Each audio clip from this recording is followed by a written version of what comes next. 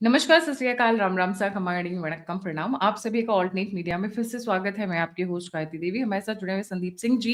देखिए, बंगाल और वेस्ट बंगाल में कोई और स्टेट अभी कवर नहीं करूंगी। हाँ, अच्छा, 4 मई को जब हम कवर करेंगे तो बाकी करेंगे।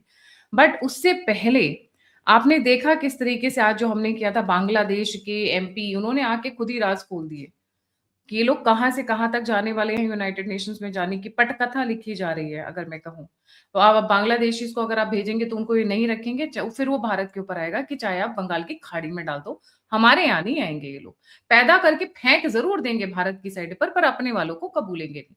दूसरा, टीएमसी के एमएलए इस वक्त भागने के कगार पर है। जो एक अंदर से न्यूज आई है, टीएमसी के एमएलए जिनका नाम है मेयर गौतम देव, सिलीगुड़ी के हैं, ये अपने बेटे के पास ओवरसीज भागे हैं। पता नहीं ममता दीदी के पैसों का ठिकाना लगाने गए हैं, जैसे एक समय पर आम आदमी पार्टी के भी कोई भागे थे लंदन की तरफ। और या फिर सिर्फ मिलने के लिए गए हैं कि इलेक्शन के रिजल्ट पॉजिटिव आ गए तो वापस आ जाऊंगा, नेगेटिव आए तो यहीं रह जाऊंगा, क्योंकि वहां पे जनता के साथ बहुत कुछ होना है। And he is not the only one. बहुत सारी न्यूज आर्टिकल्स अगर आप सोशल मीडिया में देखें तो इस तरीके की आ रही है कि टीएमसी के बहुत एमएलए, 15 एमएलए तो भागे हुए हैं, जिनका अभी जिक्र संदीप भाई भी करेंगे। पर सब बंगाल से भाग रहे हैं उल्टे पैर, ये फैक्ट है। पर ममता बनर्जी भाग रही हैं दूसरी डायरेक्शन में। वो भाग रही हैं काउंटिंग सेंटर्स की तरफ, कंट्रोल रूम, स्ट्रॉन्ग रूम की तरफ। संदीप भाई, very warm welcome on the show. काफी कुछ झमेला चल रहा है अभी वेस्ट बंगाल में। And while we speak, Suvendu Adhikari का एक बड़ा स्टेटमेंट भी आया है कि ममता बनर्जी तो 11 बजे उठ के आती थी, इतने सारे स्टेट एमएलए इलेक्शंस और सब कुछ लोकसभा इलेक्शंस में, फिर 8 बजे कैसे आ गई? पैनिक क्यों कर रही है? पैनिक दिख भी रहा है। Let's get started from there. Sandeep भाई, अ वेरी वार्म वेलकम। जय श्री राम गायत्री जी, सारे दर्शकों को भी जय श्री राम। मैं जय श्री राम से अभिवादन इसलिए कर रहा हूँ क्योंकि बंगाल में एक बहुत बड़ा फैक्टर है जय श्री राम। ठीक है। और सबसे बड़ी बात यह है कि मेघनाथ के मरने से युद्ध नहीं जीता जाता, कुंभकर्ण के मरने से युद्ध नहीं जीता जाता, रावण के 10 सर कटने से भी युद्ध नहीं जीता जाता जब तक उसकी नाभि का अमृत न सुखा दिया जाए। काउंटिंग बची आप, और काउंटिंग अभी, रिगिंग जो होती है ना, वो रिगिंग सिर्फ हिंदू वोटर्स को घर में बिठा के या उनको डरा के धमका के या उनके नाम पर किसी और से वोट डलवा के या क्या कहते हैं ईवीएम पर टेप चिपका के, इन सब से नहीं होती है। रिगिंग काउंटिंग में भी कराई है टीएमसी वालों ने। ये उनका भी गेम प्लान। अभी शांत जो ममता बनर्जी का आपने बताया 4 घंटे स्ट्रांग रूम में, ममता बनर्जी ने रिक्वेस्ट किया कि मैं सारे स्ट्रांग रूम्स घूमूंगी। उनको बोला गया नहीं, सिर्फ आप अपने विधानसभा क्षेत्र में जो स्ट्रांग रूम, जो आप अपनी सिर्फ सिर्फ और सिर्फ जहां से आपने चुनाव लड़ा है, आप सिर्फ वहीं पर ही जा सकती हैं। आपको बाकी जगह के लिए जब आपने अपने टीएमसी के लोगों को अपॉइंट कर रखा है या जो जो प्रत्याशी है जिस जिस इलाके का, वो वहां जाएंगे, आप नहीं जाएंगी। तो she wanted to be everywhere. तो रिगिंग का भी अभी ये लोग जिस तरीके से ईवीएम्स की घटनाएं आती थी, जो भी आता था, अब ये क्या कर सकते, इन लोग का मैक्सिमम क्या करेंगे, इनको पता है कि किस जगह से ये ईवीएम डिस्ट्रॉय कर सकते हैं। मतलब दे कैन डू एनीथिंग, इनके गिरने की कोई सीमा नहीं है। और आपको बताऊं, बंगाल को जो पहली बार लोकतंत्र का स्वाद चखने को मिला है ना, ये इतना आसान नहीं है, ये बाकी स्टेट्स की तरह नहीं है। वोटर का जो माहौल दिखाया जा रहा है बंगाल में, अभी आज मैंने एक टीवी चैनल पर देखा कि दिल्ली में पत्रकार वापस पहुंच गए हैं पूरा बंगाल कवर करके। फिर वो सीआर पार्क में, चित्तरंजन पार्क है दिल्ली में, वहां पर बंगाली पॉपुलेशन रहती है, उनकी है। वहां पर एक महिला से बस ऐसे रैंडम चले गए।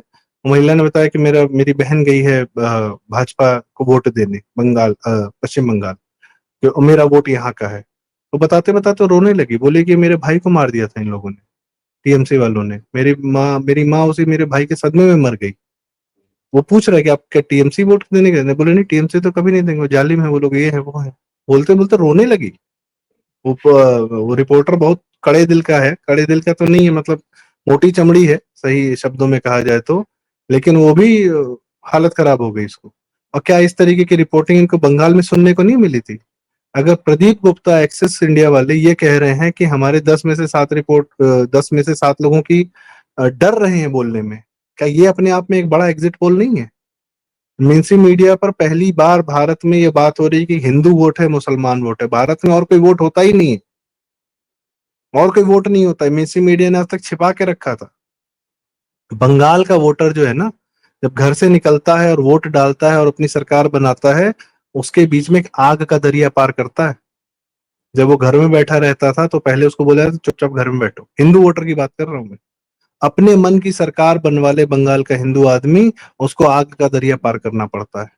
घर में बैठा, डराया गया, डर से निकला, चलो कोई बात नहीं, एसआईआर हुआ तो पता चला चलो मेरा वोट कोई काउंटर नहीं कर पाएगा। फिर सड़क पे सुरक्षा के लिए सीआरपीएफ, उस रास्ते से निकला, आग का जरिए तैर रहा है वो अभी।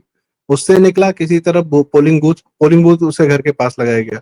पोलिंग बूथ पहुंचा, वहां पे देखा टेप लगा हुआ है या किसी तरीके से परफ्यूम लगा हुआ है, सूंघ रहे हैं कि तुमने किसको वोट दिया किसको नहीं दिया है। उसके बाद घर आया तब भी डरा हुआ है, बोल नहीं रहा है, एग्जिट पोल में भी नहीं बोल सकता कि क्या किया क्या नहीं किया। और इस ममता के पीछे जो है एक सेक्शन ऑफ हमारा जो है भारत में समस्या यही है। आंख से दिख रहा है कौन असुर है कौन भारतीयों के हत्यारे हैं। कितने लोगों का वीडियोस आ रहे हैं। 2021 में एक आदमी का एफबी वीडियो दिखाया जा रहा है कि वो 2021 के चुनाव जस्ट भाजपा के हारने के बाद, वो भाजपा का कार्यकर्ता था, वो वीडियो लाइव कर रहा है और उसको निकाल के घर से मार दिया गया। पेड़ों महिलाएं पे अपनी टांगा गया, उनकी पेड़ों पे टांगा गया लाशें, और उसके टी शर्ट या शर्ट पे पीछे लिख दिया गया कि ये भाजपा को वोट देने की सजा है। यह आग का दरिया पार किया इस बार बंगाल के हिंदुओं ने, इस डर भय में जी के। एक कम्युनिस्टों का और इस्लामियों का ये आतंक है, और भारत में यही आतंक ये हर जगह फैलाएंगे। अभी केरल की कहानी तो आती ही नहीं है।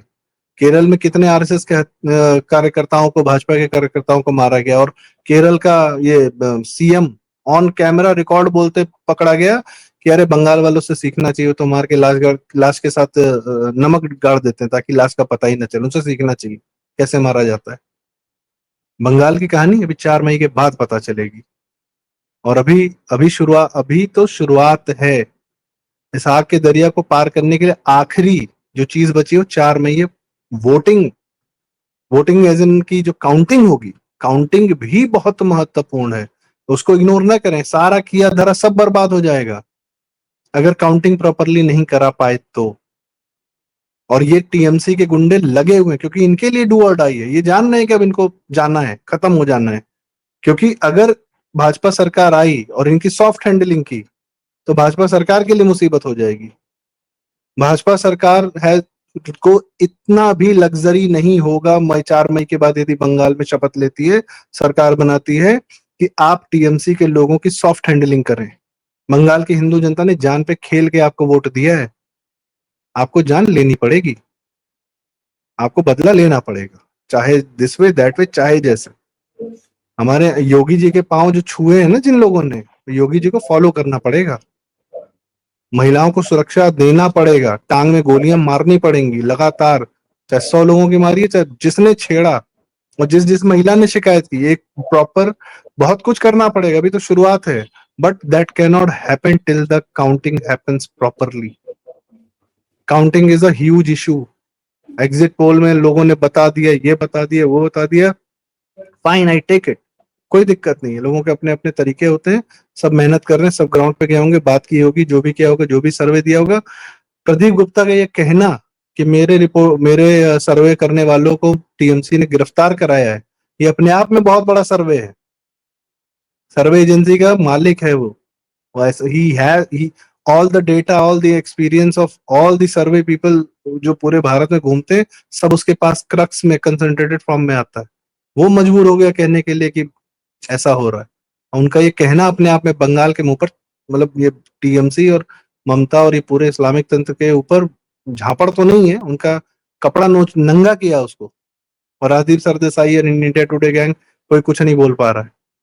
इतने में तो ममता को खुद इस्तीफा दे देना चाहिए था।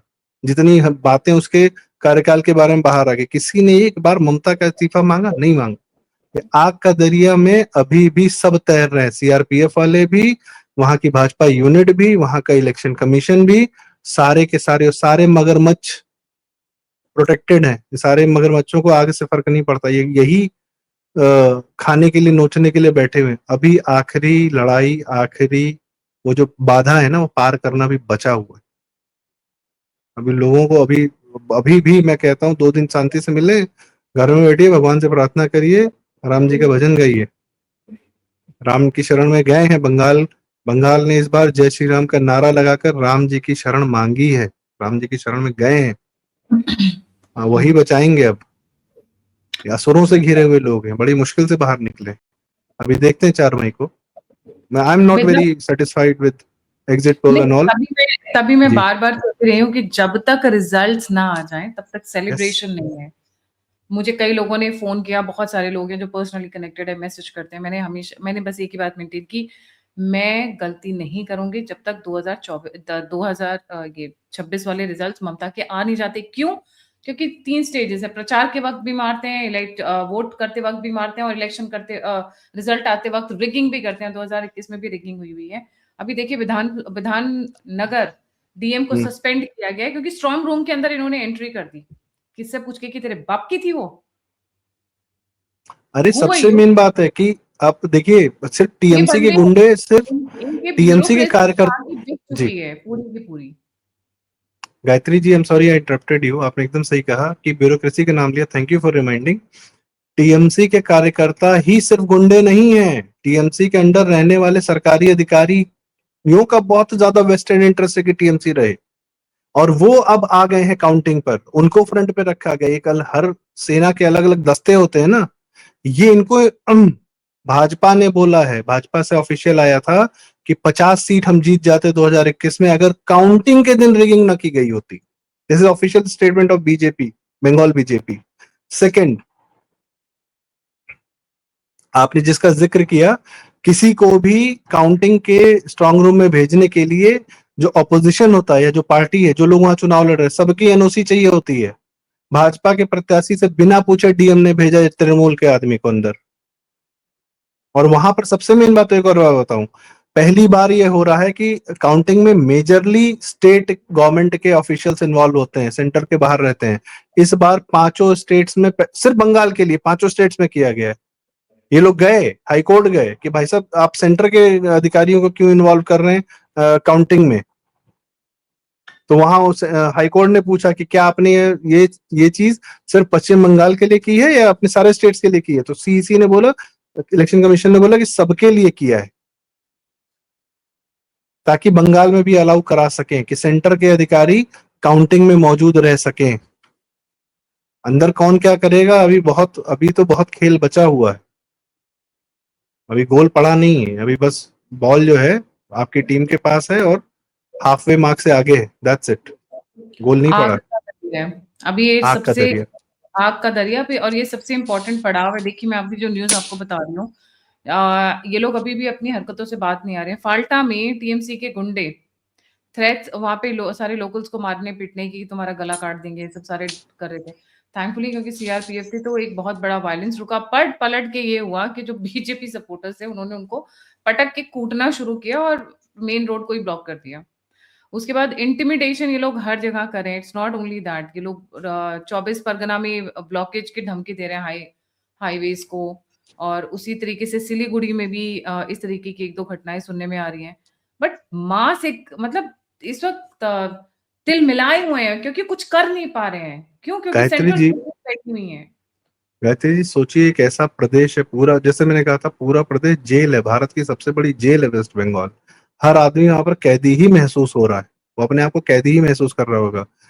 कोलकाता कोलकाता के अंदर ये हो रहा है, तो बाकी सिटीज में किस तरीके की दहशत। और ये तो हमें जब सिर्फ वो खबरें छन छन के मिल रही हैं, तरीके तो उनके पास 100 हैं टीएमसी वालों के पास, डराने के, धमकाने के, मारने के, पीटने के, काउंटिंग कराने के। अब तो उन्होंने और ज्यादा, अब उनके टारगेट भी कम हो गए ना, क्योंकि काउंटिंग स्टेशंस पर बीजेपी के ज्यादा कार्यकर्ता होंगे। अब उन्हें जनता को नहीं धमकाना है, अब उन्हें काउंटिंग के दिन पर सारा फोकस है, सारा कंसंट्रेशन वहां पर है। उनका जो टारगेट है वो भी डिस्पर्स नहीं है, वो एकदम कंसंट्रेटेड है। It is easier for them. अब वो किसी भी हद तक जाएंगे जब बांग्लादेश से समर्थन ले रहे हैं। एक बात और गायत्री जी, वेस्ट बंगाल में सिर्फ भारत का इंटरेस्ट नहीं है, वेस्ट बंगाल में इंटरनेशनल फोर्सेस का भी इंटरेस्ट है। किसी भी देश को कंट्रोल करने के लिए, डिस्टर्ब करने के लिए वहां की मुस्लिम जनता का सबसे ज्यादा उपयोग किया जाता है। इराक को डिस्टर्ब करने के लिए भी, इराक पूरा मुसलमान था, लेकिन नेता को डिस्टर्ब करने के लिए क्या किया, आइसिस पाकिस्तान में भी, ईरान में, ईरान को इस्लामिक बनाया, अफगानिस्तान को इस्लामिक बनाया, सब जगह शाह का रूल हो रहा था। इजिप्ट में अरब स्प्रिंग कराया, बांग्लादेश में क्या कराया? जिस देश को कंट्रोल करना होता है वहां की, और ये यूरोप में क्यों भेजा जा रहा है सीरिया और वहां से इमिग्रेंट्स? जहां कंट्रोल करना है वहां पर इस्लामिक जनता का उपयोग करना है। और पश्चिम बंगाल के माध्यम से भारत में, ये फिर वही बात हो जाएगी, हम लोग दोहराते रहते हैं कि पश्चिम बंगाल के माध्यम से भारत में रोहिंग्या भरे जा रहे हैं, लखनऊ में, हल्द्वानी में, जम्मू में, उत्तराखंड में, बेंगलोर में, गुड़गांव में। चलो भैया चलो, सब अंदर चलो, चलो चलो चलो, सब आ जाओ आ जाओ आ जाओ, टनल से घुस के टीएमसी के घर में आ जाओ, वहां से आधार कार्ड छापो, निकल लो यहाँ से। और ओवैसी एंड गैंग सब बैठे हुए हैं सबको सपोर्ट करने के लिए, जुडिशरी तक बैठी हुई इनकी सपोर्ट करने के लिए। हम इतने, बंगाल का हिंदू इतना क्या गुजरा है, या भारत का हिंदू इतना क्या गुजरा है कि अब ये क्या कहते हैं, इस प्रकार के लोग हमारे वोट को काउंटर करेंगे? और ये अभिषेक बनर्जी, फरहाद हाकिम और ये वहां पे जहांगीर जैसे लोग रूल करेंगे। लोग बता रहे हैं कि सीपीआई के टाइम में इतना नहीं होता था, इतना अत्याचार नहीं होता था, इतना नहीं होता था।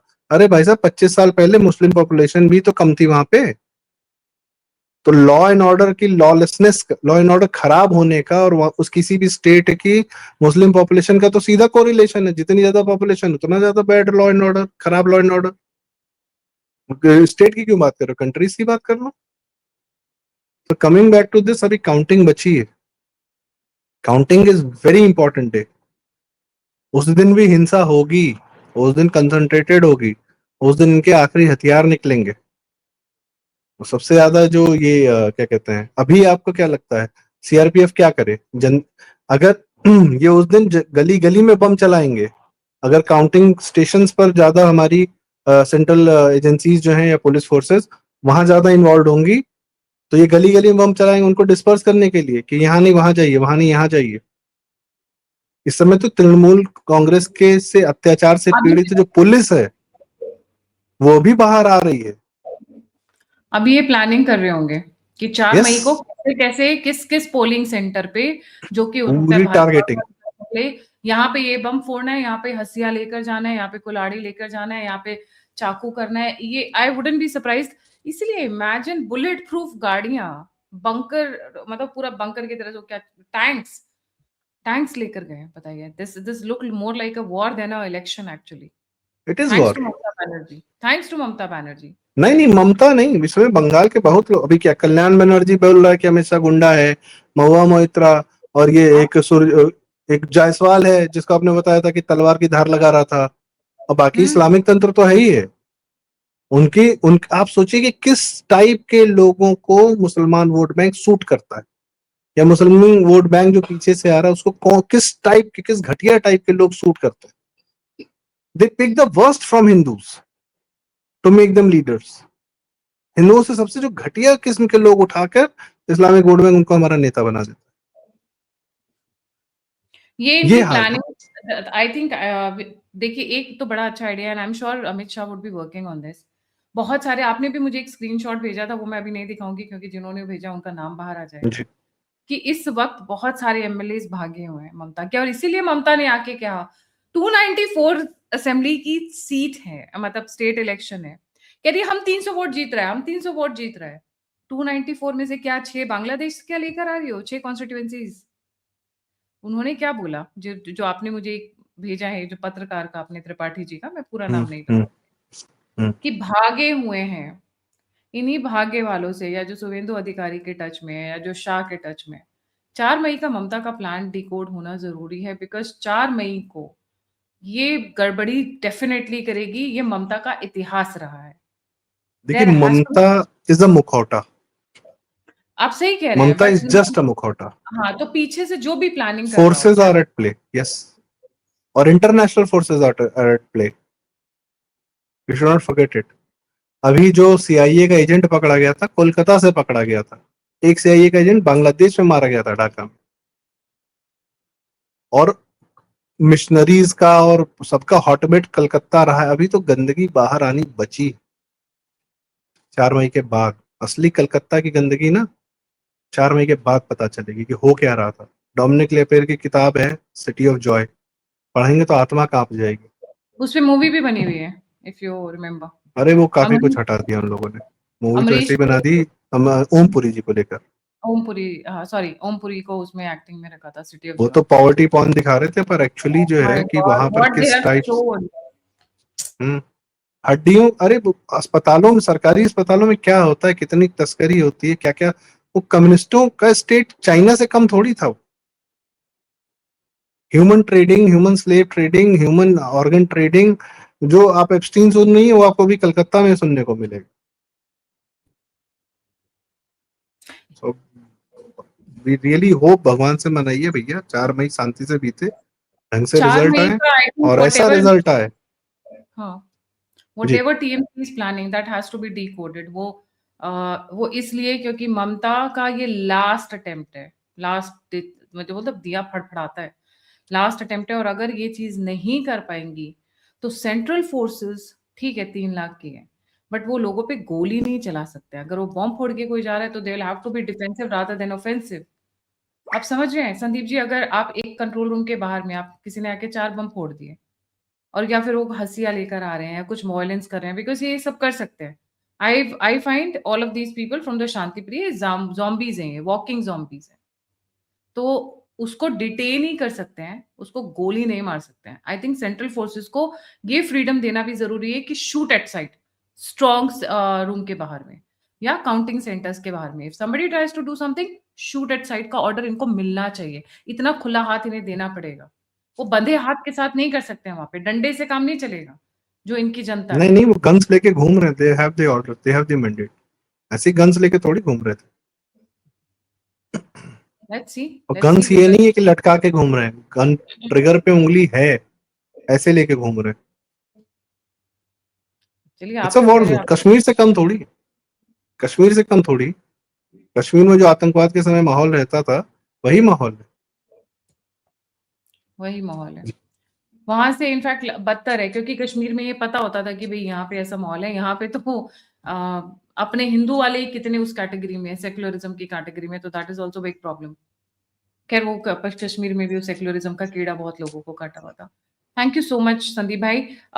Anybody who is connected from the securities, a very humble request, please prepare for the violence on 4 होगा, ये पक्का है। ममता कोशिश करेगी, ये पक्का है।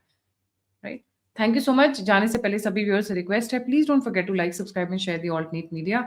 अगर आप कंट्रीब्यूट करना चाहते हैं, मेरी मदद करना चाहते हैं, तो आप दिए हुए नंबर और यूपीआई पे हमें कंट्रीब्यूट कर सकते हैं। आप मुझसे जुड़ना चाहते हैं, इन्फॉर्मेशन शेयर करना चाहते हैं। एक पॉइंट रह गया संदीप जी, मैं सॉरी, मैं जाते जाते ऐड करना चाह रही हूँ। आई वुडंट बी सरप्राइज अगर बैनर्जी सिंगापुर की तरफ कुछ लोगों को रवाना कर दें।